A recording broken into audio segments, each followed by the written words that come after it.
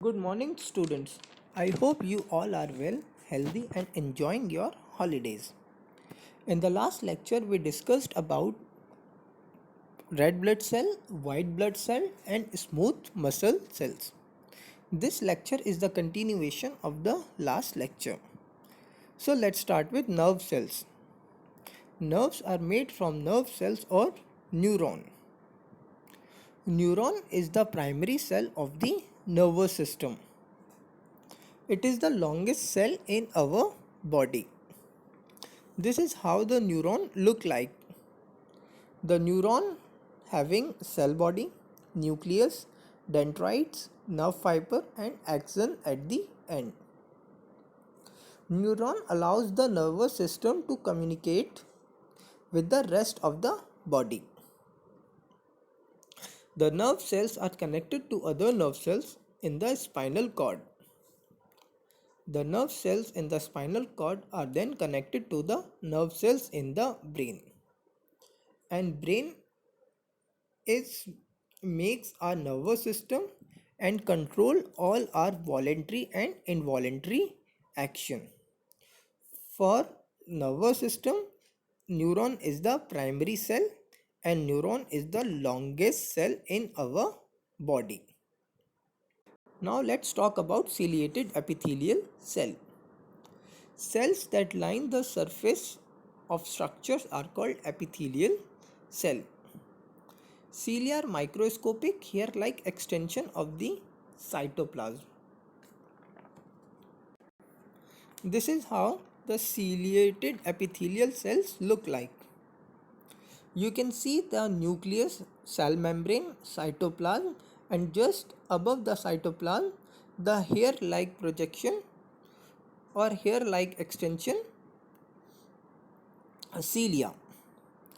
And ciliated epithelial cells line the throat. Basically, these are present in our throat.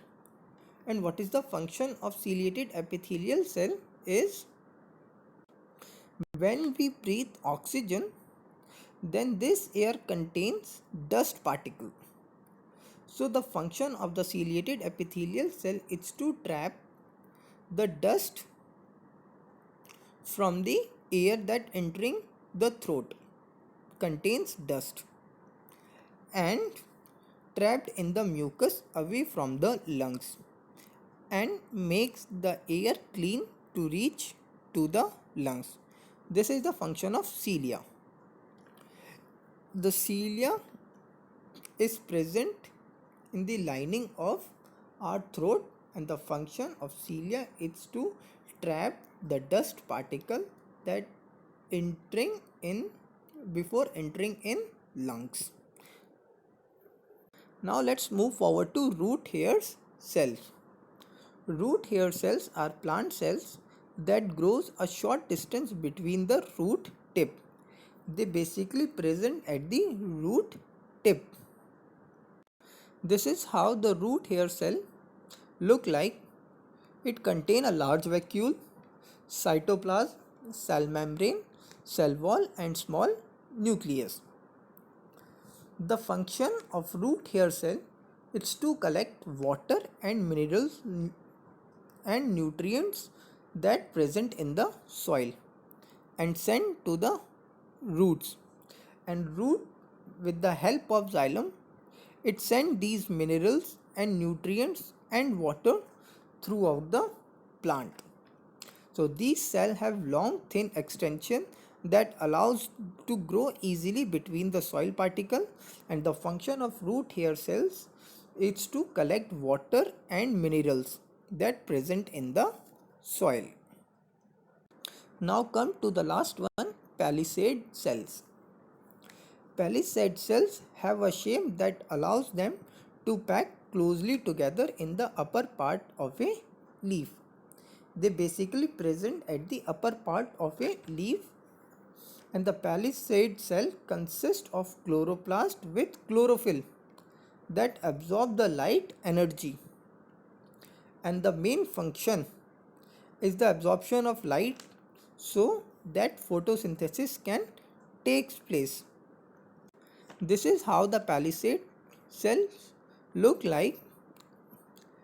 In the palisade cell, you can see the cytoplasm, chloroplast, vacuole, cell membrane, and cell wall and nucleus. The main function of the palisade cell is the absorption of light so that the photosynthesis can take place.